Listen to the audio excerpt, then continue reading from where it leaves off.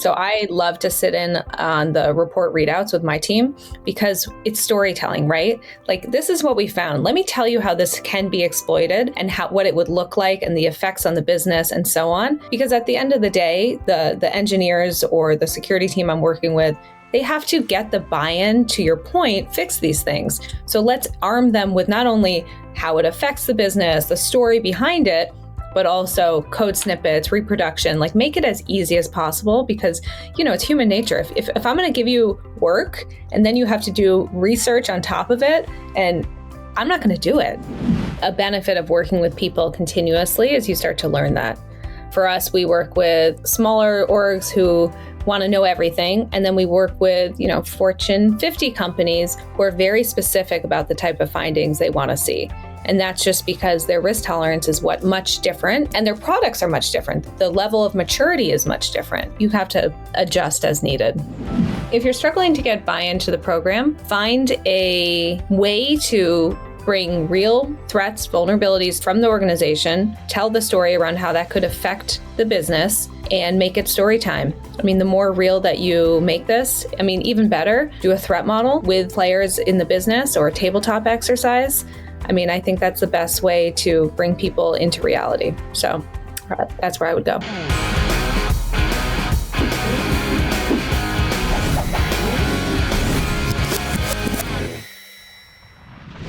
Hey everyone, meet Clea Ostendorf.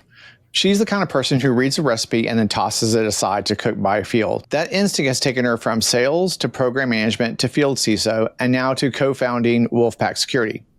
After getting tired of seeing her own information show up in data breaches, she decided to leave corporate America and build an AppSec consulting firm that doesn't make development teams choose between security and functionality. Thanks, Clea, for joining us on the Be Fearless podcast. Thanks for having me, and appreciate that intro. It's always fun when you hear the things you wrote replayed back to you and you're like, yeah, I agree with that. So yeah, it's good. It's good. I like it. Well, let's talk a little bit about your career journey. We talked, about you doing sales and project management and becoming a field CSO. It's quite a journey from sales to cybersecurity, now an entrepreneur. What motivated you to start your own company? I think it's always about opportunity and finding the right people to support you in that journey. So I was really lucky in that my co-founder, he approached me and we used to work together at another consultancy. He stayed on when I went to Code 42 and he stayed on and helped sell that company through private equity and then merged with a larger consulting firm. And he approached me with some angel investors which I love, they wanted to start a security company. And so when they approached me, they're like, hey, we want to start a security company. Okay. What does that mean to you? They were very successful in healthcare. They sold their company. They had some kind of like fun money that they wanted to play with. And so security seemed like the way to go. So we went on this long journey of, what are we going to do? We're going to do compliance. And I was looking into like, how do we help companies get, certified in SOC 2? And then I was like, oh, there's Vanta and Drata that already exists. And then we went down another path like, oh, are we going to build a product? No, none of us are developers. That's probably not the best path for us to go down.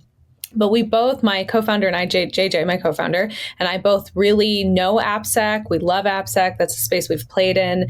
And based on his experiences merging with a larger firm, based on my experiences with how products can be just noisy and there's not a lot of like human support around them, the merging of the two worlds was the right approach. And so Wolfpack was born out of lots of tears and blood and sweat. And here we are 18 months later.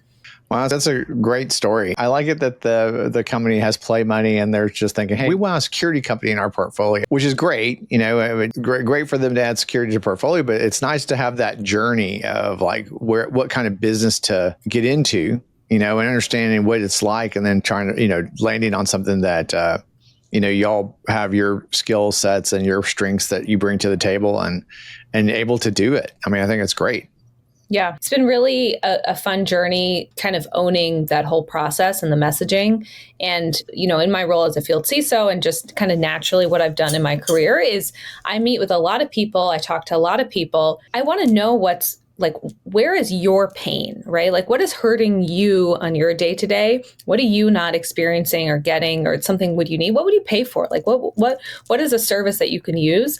And so just kind of collapsing and both reading between the lines and the direct messages, this just seemed like a space that there still needs to be a lot of help, and people are either trying to sell a product and there's not a lot of support around that product, or it's more transactional consulting, right? You need a pen test, we do a pen test, we walk away. And there is sort of a space in the middle, and that's where we live. Yeah, I found that definitely as a CISO, in the field CISO role now, you're right. There isn't a lot of support in the middle. I think often it depends on the size of the security team of the company that you're working with, is how much they can support the developer community, whether it's, internal developers running internal products or, like you said, it might be SaaS companies that are developing products for other consumers to use. That when you would hope that the cybersecurity team and the engineering team would work together, but often they're like the pen testing and everything might be mandated by cybersecurity that you got to go do this or do that or whatever, or whatever regulation that they might be participating in might require a pen test. But that seems to be very much engineering and developer kind of run in different organizations, whether they have a pen testing team or not. Maybe it's an internal focused team as well. They're kind of working together. But that part where the engineer now has a number of findings that they need to address. Of course, the cybersecurity team is going to try to keep them accountable to addressing those vulnerabilities. And then the questions start coming up is that really a finding? Who's going to do that? Who's going to do that? That's not a normal thing for a user to do. And, kind of bridging that gap, it often becomes a battle, right? Between, the cybersecurity org who wants to see a finding addressed, and then the engineering team trying to figure out whether it's actually a priority or not a priority. And, should they be doing the security thing instead of the feature that they're working on? Because there's always a trade-off, right? Mm-hmm. If you're fixing the bugs, then, you're not writing features, right? And then fixing the bugs could actually be hard, right? Meaning that if it's like a vulnerability in your Kafka stack, and it's, you're using Strimzi and you don't control the versions releases and how all that stuff happens. And then you're being asked to fix those vulnerabilities. The engineers they're in a rough spot, in a way. It's easy to be a checklist guy and say, you need to do this, this, and this. It's harder to actually engineer the product and make sure it continues to work afterwards. 100%. So I think it's both not only how the reports are delivered, there should be storytelling with it. So I love to sit in on the report readouts with my team because it's storytelling, right? Like, this is what we found. Let me tell you how this can be exploited and what it would look like and the effects on the business and so on. Because at the end of the day, the engineers or the security team I'm working with, they have to get the buy-in to your point, fix these things. So let's arm them with not only how it affects the business, the story behind it, but also code snippets, reproduction, like make it as easy as possible because, it's human nature. If I'm going to give you work and then you have to do research on top of it, and I'm not going to do it. I'm going to look at something else. Absolutely. I love what you said. I then have to do research. What is this? How do I fix it? What is this version? What happens, And I think that, I've been talking to people about vulnerability management and findings and those kinds of things for a long time. And, back in like 2008, we did like a Six Sigma project of why we weren't patching, why patching wasn't working. And there are a number of reasons. But one of the reasons was literally that. It's like, we make everyone a researcher. The security team, again, has their finding list. They did their tools. They say, hey, this is it. This is the DLL that's causing you this problem, and it's being updated by whatever. We could, well, the security team may not even know that this vulnerability scanner identifies this as a vulnerability. And then they pass it over to the engineers to fix it. We make the engineering teams a security researcher now, to understand whether it is actually a problem or not a problem and how to actually fix it. And I think if anything is going to slow down you addressing a finding, it's making the engineering team the researchers. Of course. Like, who wants to do that? That's not my job. I have deliverables that I need to ship this code and this feature, and like that's what I'm getting judged on. So I think that's sort of, for me, the most exciting part about application security, because it's not linear. Security doesn't own it. There's a lot of people relationship bridge building that has to be done. And we've said it forever that, support your engineers, work with your engineering team, but how is that actually being played out? So we're playing this tiny piece in that. Right. And so I think that from a AppSec philosophy and approach perspective, right, you've talked about elsewhere about compassion and partnership to security. I think we're kind of talking about that. Can you walk us through what that looks like in practice when you're working with partners? Sure. So at its very core, I think you have to approach security holistically, a security program with being realistic, right? Like, yes, we have all of our controls and all of our policies that we need to follow based on our compliance requirements, but what does that actually look like? And how do you enable the people to do that? So on a very simple level for us, we think about what's the easiest way to communicate with teams. That's Slack, right? No one wants to be an email. What do the engineers, after they get a pen test from us, what do they live in? They read code, right? So let's write our responses in code that can be put into a Jira ticket that is, transferable. And then thinking more on a holistic level, how can you take the findings, for example, from a pen test and apply that to the broader program? So I talk a lot about noise in scanning tools, vulnerability management, right? Like that is a topic upon itself, because the amount of output that we get from these tools is incredible. And I saw this in my time at Code 42. Guess what? The tools work. They're going to tell you a lot of data.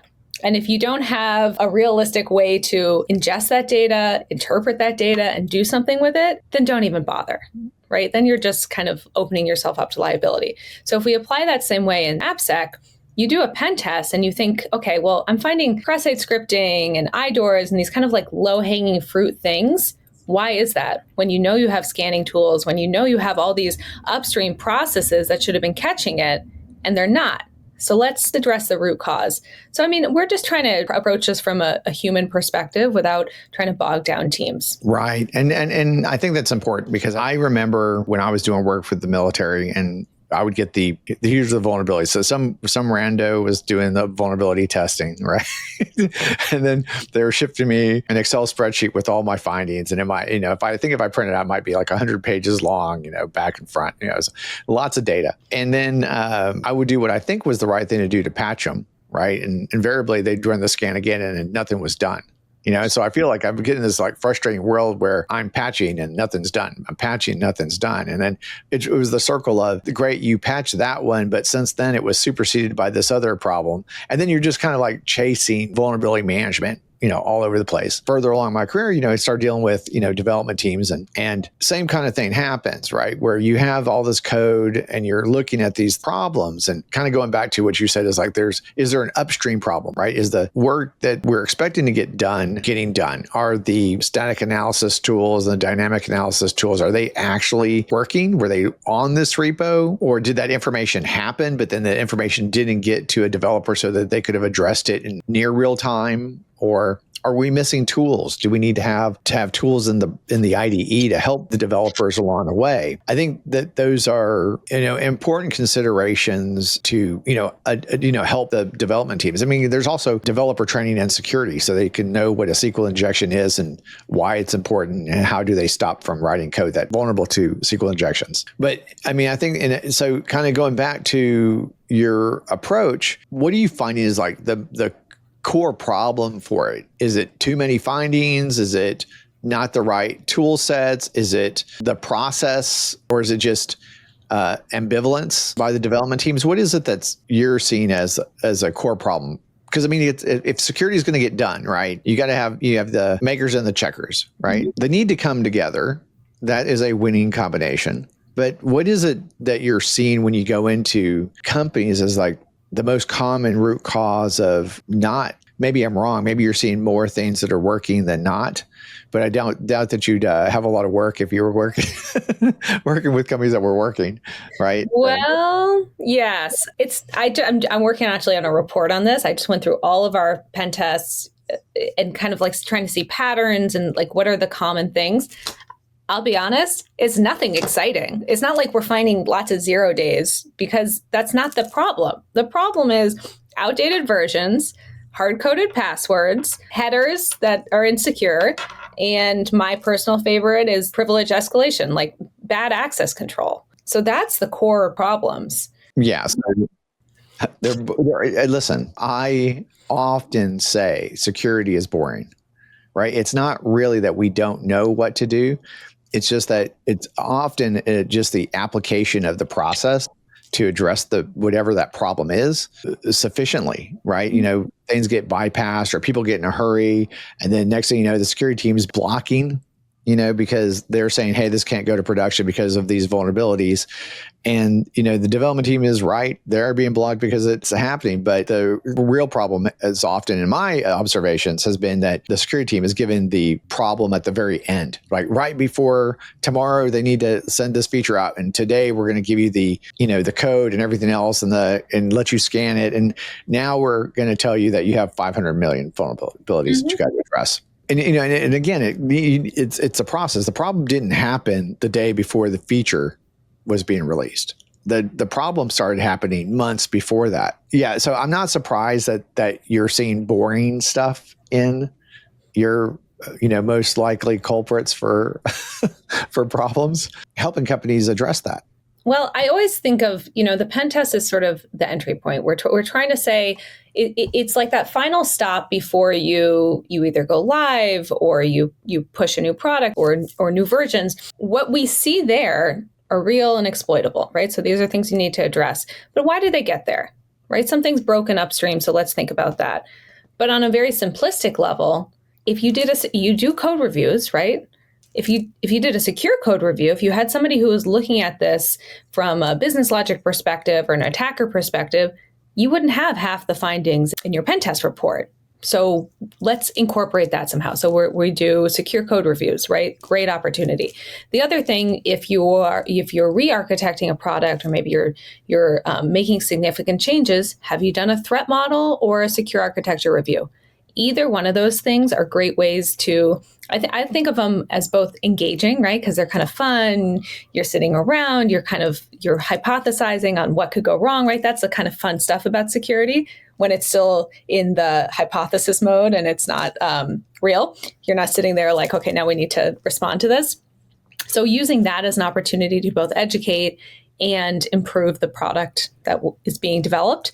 And then the third area is configuration review of cloud environments. So often, and we see attacks and breaches this way, it's just configuring. I use Phantom for meeting recordings, right? This is a simple tool. Configuring that was hard because it has different settings upon settings. And then are you emailing all the people or just internal people, right? These are little things that I literally was on with customer success being like, I'm going to dump your product unless you can make it only is going to me. And they're like, oh, it's just 6 clicks into this one module. Right. Think about that with a cloud environment.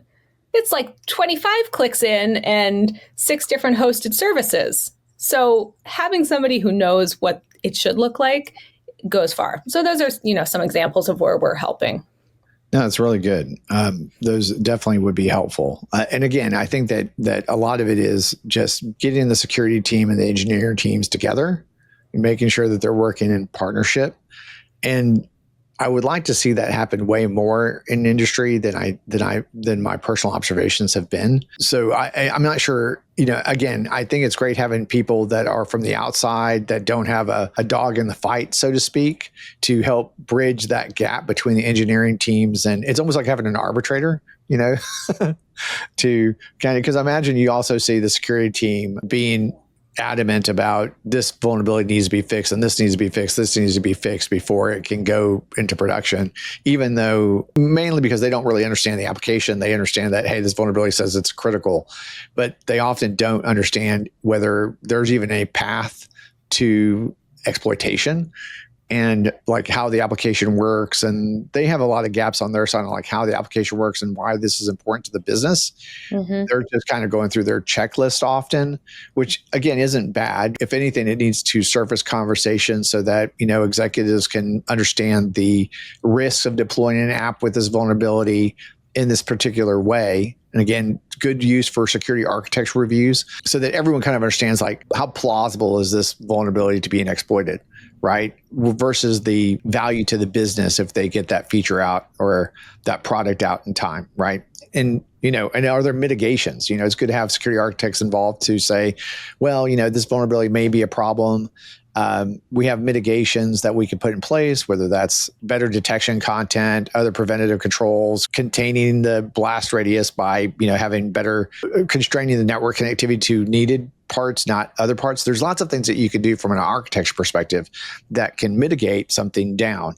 But if those people aren't having the conversation, then it's really hard for that deadlock to be broken without someone arbitrating in the middle.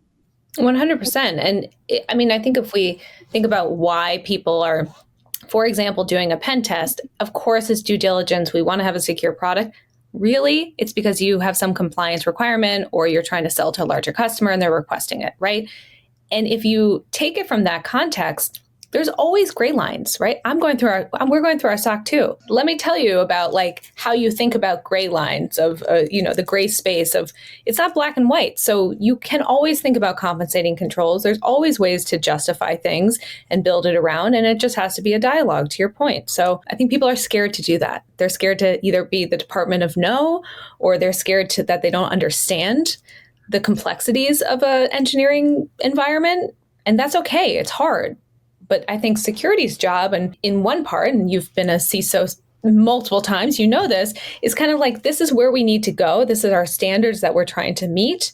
How can we collaboratively get there? What do you need from me to make this easier for you? Absolutely. I think it's the collaboration and early warnings, having early indicators that there's a problem so that it's not so stressful at the end. Doing that work upstream is the earlier you can get into the, DevSecOps kind of pipeline and making sure that you understand what the gates are and what the gates are from a development environment or code being run on your local computer to QA systems and your testing systems and your production systems, right? Testing QA prod kind of world. Knowing what those gates are and that they kind of go up in stringency as you kind of move forward, and having the tools and the training available to your developers and having those conversations early about threat models. I think the earlier you get that stuff done and out of the way, the easier the transition is to a production environment, right? Especially if you're delivering products to external customers, right? So it's, because then you're going to have their security teams also talking to you about the vulnerabilities that they're finding in your code and everything else, right? And it makes up that conversation is a whole lot harder to get your executive on your side to just check the box and say, hey, we're going to go with this into production, even though there's a problem. It's harder to do that when you have a completely different security team that's outside your organization to do it. So right. Lots to figure out there, right? Well, you've also been doing a lot of community building with ISSA and B-Sides. Why is community so important to the security field? Well, community is where I got my start. I was exposed to I was doing recruiting and sales, and I went to my customers and I was slinging developers, right? Oh, you need a .NET developer. It was so unsatisfying to me. I was like, so what do you really need? Like, what are you building? What is going on? And they said security. And this was 15 years ago. And I said, oh, what's security? Like security guards? No. It's way more than that. So then I jumped off the ledge head first, going to OWASP meetups. And this is some really cool stuff, right? You're talking about hacking and breaking and community and all this stuff. So that's where I got my start. And so when I didn't have a lot to contribute, that's where I began. I said, you need somebody to run a booth, or you need somebody to get sponsors or wrangle speakers or run events. Like, I can do that. That's no problem. That's a skill that it's inherent to me. It's not a big lift. And it's more challenging for other people. So let me step in and do that. It's always been something I've been passionate about. I love to learn. I love to be, involved in the behind the scenes of things. So it's just natural. That's nice. That's nice. And then how did your time as field CISO shape your approach to working with development teams today? Well, you're a field CISO. It's a great job. It's both amazing and really nebulous at the same time, right? Because you're doing a lot of different things and there's not always a direct tie to the business. And so, in this kind of crazy environment, like I love being involved in the community and having a seat at the table without having the pressure to sell, to promote anything, to just sort of exist amongst peers and have interesting conversations and see and take that information and help shape and improve a product that I was passionate about supporting. So it was great, but it also revealed to me that so often there's such little support around products, right? We sell it, we deploy it, and then we say, great, I'll talk to you in 10 months when your renewal's up. Right. Well, I think that, being a field CISO it's interesting, right? It is definitely a less stressful job than being a CISO in a company. Even though I've seen a lot of problems and been in a lot of incidents and I have a lot of experience to kind of bring to the conversation, I still like that part where I'm helping advise. But there's very little that I'm responsible for, right? And so it definitely brings the stress down. But I often find that I actually love being a CISO. Right. So it's like so easy for me to want to help on, oh, you need better governance here. You have this, and kind of figuring out what the root causes of the problem are and then just kind of help, advise on how to get there, but not having the pressure of whether it's not on my quarterly list of things to do for my compensation, so to speak, right? Or for my, when you're inside a company, you have, your KPIs, but you have performance reviews, right? You set targets and you're trying to figure out like what you're going to do and how you're going to move your program along. And you might have like a 2-year, 3-year, 4-year kind of cycle that you're working through, and identifying those objectives and then try to meet them. That's a lot of pressure when you're moving an entire organization. As a field CISO, it's quite a bit different. It's a nice role. It's a pleasant role, right? You get to talk to people, you get to have lots of interesting conversations. You get to learn more about how other people have solved, problems that you've had. So it's good community, good place to be in the community. Right? Yeah. Although the community is sort of torn on like the feelings of a field CISO. Now, you have been a CISO for large multinational companies, right? So you have that street cred. I was a consultant and an advisor. And so I always felt like a little like, yeah, field CISO, I do the kind of like the fluff that takes away from the security team. And so the flavors of field CISO are very different. But at the end of the day, it's community building, it's people building, it's connecting dots, it's advising, it's a fantastic position. So Agree. Get it at one point. Absolutely. So most development teams see security as something that slows them down. We talked a little bit about that. How do you change that mindset without compromising on actual security? Great question. I think we've seen that with the DevSecOps movement, right? We used to say shift left and just like, put everything earlier on. And so then we built up a bunch of tooling that identified problems early on, but it wasn't getting to the root cause. So the way I think about this is, what does the business need? Is the most important thing reliability? Is the most important thing the customer experience? Is it, what is the business driving towards around the products that the engineering team is building? And how do you align security with that? Like, where do you want to put your efforts? Where should you focus? And it's not a one size fits all. It's a communication, it's a people building, it's bringing people in. It's talking about risk tolerance. Like, can this product go down for 6 hours? Can it go down for 6 days? What is the cost to the business? And now let's back up and make sure that we're aligned there. That's very easy to say, okay? In practicality, I think it's more talking about security guidelines and coding guidelines, standards, patching frequency, right? Those are more of the tangible things that you can tie to it. Right. And I would definitely agree. I think that easier said than done. 100%. Right? And then, and it's kind of inside an organization, you're kind of squeezed in the middle. You're hoping your CISO is talking to executives and the board and understanding the business, right? And then that CISO has to kind of bring that back down to the rest of the security organization to execute along the risk tolerance of the business, right? So you got to understand the business.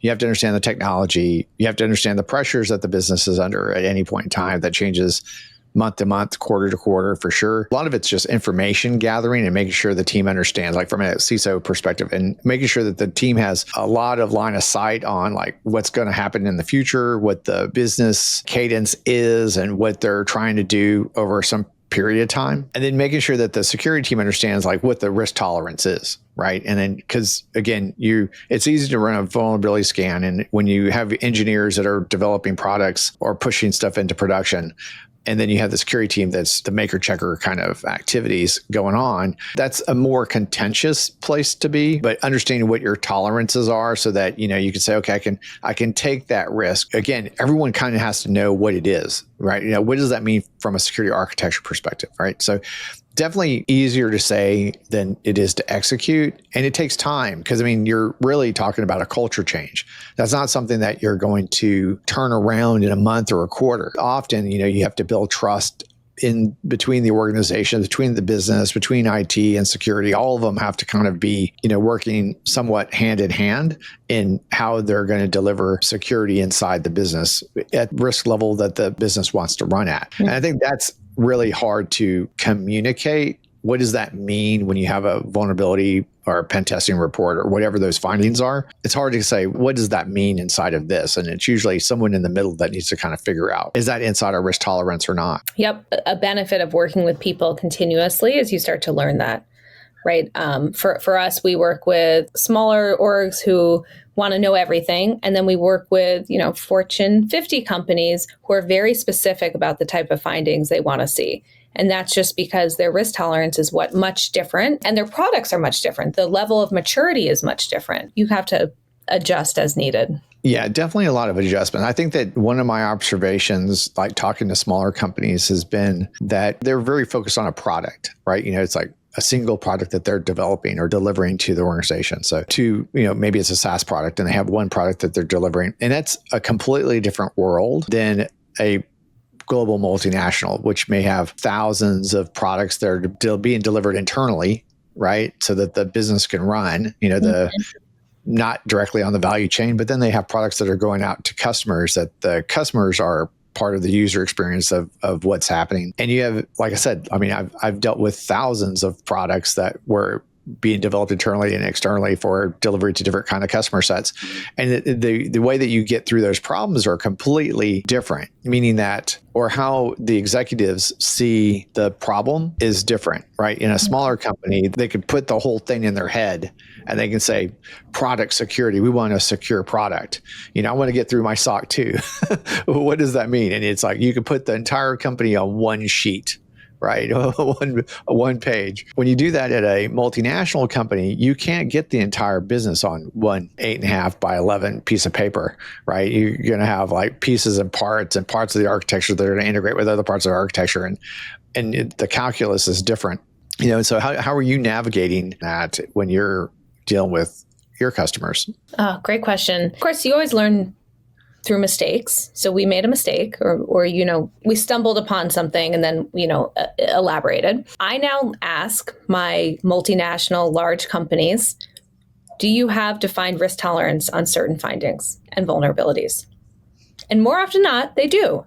And so if we can say, the example that I'm thinking of, it was a flaw that if you have, I might mangle this, but I believe it's if you take root access of a Microsoft OS system, you then can manipulate the app that we were testing. And the argument is if they take root of a OS, it doesn't even matter. So this shouldn't even be reported. So, and then if you go to the different standards, some say, yes, this is a problem, say, no, this isn't a problem. And so we're fighting with the smartest engineers, I would say maybe in the world, right?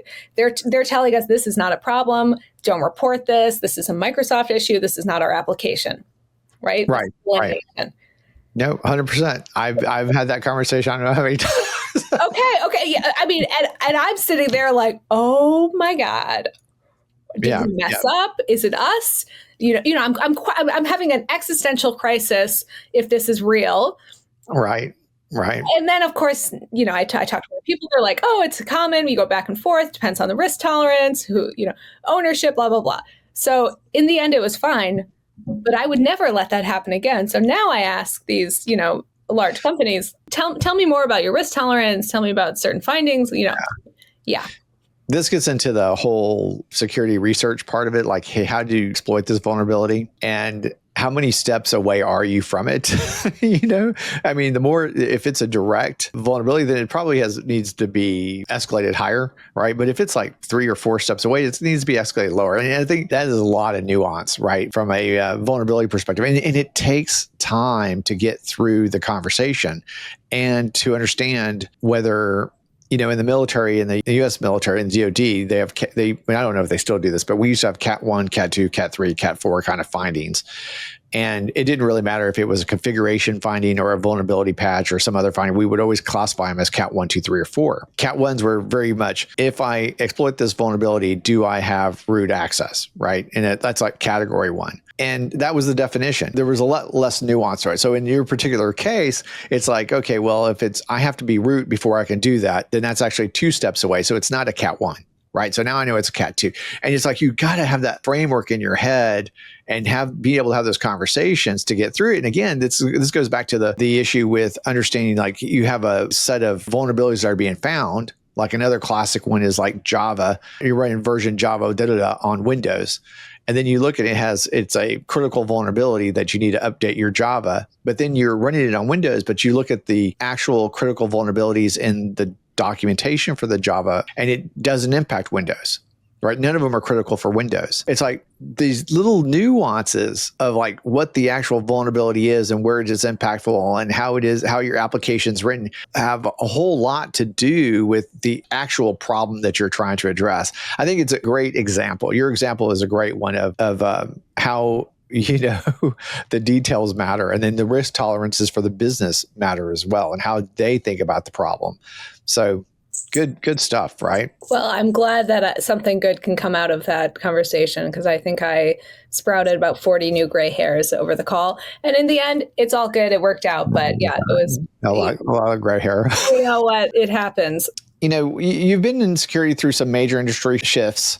What's the most challenging security evolution that you've had to tackle? I mean, I think the obvious answer is going to be AI. I hate that that's my answer. I wish I could have said, like, move into the cloud, because there's a lot of parallels, right? This sort of, it's transforming everything. People are losing their jobs are shifting, outsourcing risk, all this stuff. But I think the transformation with AI is surpassing that. And I'm just speaking from my industry, from my, tiny vertical. The number one hacker on HackerOne is an agentic pen testing company. Are we out of business? No, of course not. But what does that mean for the industry, or even people getting into the space? Like, it's already hard to break into security at an entry level. Like, we know this. We're as an industry, I think we're trying to address it. But now we don't need a tier 1 analyst, right? Because we have AI to kind of sort through these findings. Right. So what is that doing for the future generations that need to learn up and kind of come from the ground up? So I think it's challenging, and we don't have the answers. And like, don't even get me into the concept of data and how that's being stored and used and shared and blah, blah, blah. And how Gen AI is using it. I agree that I think Gen AI is going to be changing how the industry works right now. And we're kind of, you talked about some of the people issues, right? How do we enable people? And then, Gen AI moves to the point where it can actually do some of the work that the tier 1 analysts do.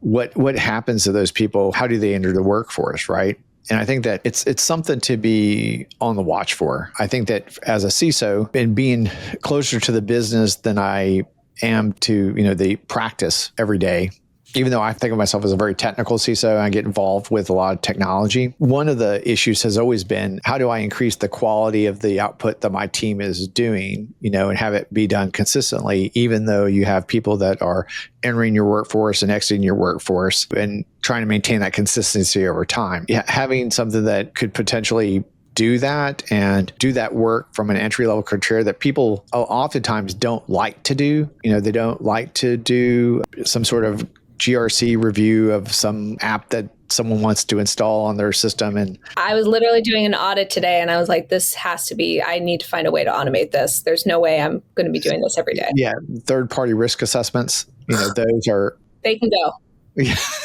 They could go. But again, every time we say they can go, that's someone's job that's outsourced to, AI. But again, from a CISO perspective, I know that my people don't care to do it. It might be an entry level position, or maybe go up this, up from entry level to mid level kind of work as well. We can't just think it's an entry level problem. In 10 years, it will be everyone's problem. But having that consistency, I think, is definitely an executive perspective, a want, right? I mean, I definitely would love to have those productivity gains. Dealing with the outcome of having displaced workers, I'm hoping that, we have more challenging work for those people to do than what AI can accomplish, and helping them move up the stack, whether that's through training, other opportunities. You're going to have natural attrition anyways. People are going to move on to different parts of their careers as well. Thinking about that, on some trajectory, I think is probably needed. But I think that for me is probably one of the most concerning parts of it is like, how do you get entry level people in? And then how do you give them opportunities? And then how do you move them on to that next level career? That's definitely something that I think security leaders need to be thinking about as we go through this industry shift together, right? Yeah, absolutely. And a hopeful aspect on that is the people, maybe the entry level people who are coming in, like the Gen Z who grew up with the internet. I mean, they are super users of computers and of social media and all of these different communication fashions. Maybe this next generation, whatever they're going to be, Gen A. Gen A, yeah, right. Oh, right. We drew a full little circle. So Gen A, they're going to be taught in schools how to write the right prompts and query and use it as a tool. So maybe they're coming in as power users and they're going to surpass all of us anyway. Maybe. And I think that, like, I was just reading in the news feeds about using ChatGPT or whatever Gen AI product differently, like in the teacher student kind of capacity versus, task oriented. And maybe, how we use it, I think is going to change. And I think maybe we'll figure out how to take advantage of the human element of it. Right, because there's always going to be a human element. We had this browser AI agents where we're saying that browser AI agents are the new weakest link, and I did a webinar a few weeks ago about it. And people are going to be having AI agents in their browsers and say, hey, can you go write this report for me? And type, right? And we have like ChatGPT and Perplexity both said that they're going to have their own AI browsers as well, integrated into it. And now you're going to ask this agent to go do something for you. And so far, our experience has been that the AI agents may be enthusiastic, but they're undiscerning with respect to threat on the internet. They're incredibly trusting. Being able to address those kinds of vulnerabilities that, still maybe an entry-level person would still have those same kind of problems, not seeing the threat in the work that they're doing, but they're getting the work accomplished. That is something that I think we need to be guarding against from an industry perspective, right? How do we put guardrails? I think it's just so early on in this marathon that we're not even at pace yet to finish this marathon with this AI thing. We're just kind of building up speed to get to the marathon. We're at the beginning. The guardrails, there just aren't that many guardrails yet that we have in place. I think that's like another one of those big challenges inside companies is just that Gen AI part. It's like, how do we leverage Gen AI? How do we protect the use of it? How do we protect our data from being violated? And I imagine you're probably dealing with that some. Oh, yeah. I mean, now all of our assessments, like, do you have Gen AI? Yes? No? Okay, let's test it. Do you want us to test it? You might as well. Yeah, for sure. Well, as we head deeper into 2025, what's one piece of advice you'd give to security leaders who are struggling to get buy-in in their program? Well, I'm going to be biased here, but I'm going to do it anyway. So if you're struggling to get buy-in to the program, find a way to bring real threats, vulnerabilities from the organization, tell the story around how that could affect the business, and make it story time. I mean, the more real that you make this, even better, do a threat model with players in the business or a tabletop exercise.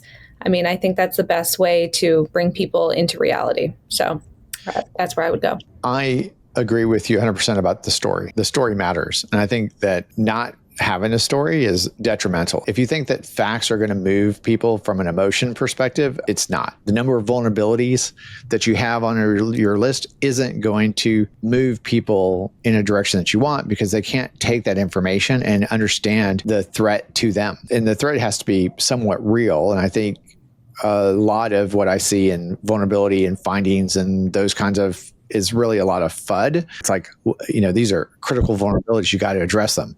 Okay, well, yeah, but what does that mean to the business? If all these vulnerabilities are critical all the time, then why aren't I in a breach every day? Right? And so bringing a story together of like, what could happen if this vulnerability was exploited, and, having examples of where it was and being able to show that there is a potential risk to that party, and again, usually the business. I think that's a great piece of advice about getting buy-in. It's usually you're just bringing facts and people can't get emotional. Like, what does it mean? How does this affect me? I don't understand. Exactly. Yeah. And it has to get back to how does it affect me for that person, right? So good advice. Well, Clea, it was great having you on the Be Fearless podcast. I appreciate you coming in and sharing your point of view with us. Well, such a pleasure. This was a really fun conversation, so I appreciate it. Thank you for the opportunity. Thanks, Clea.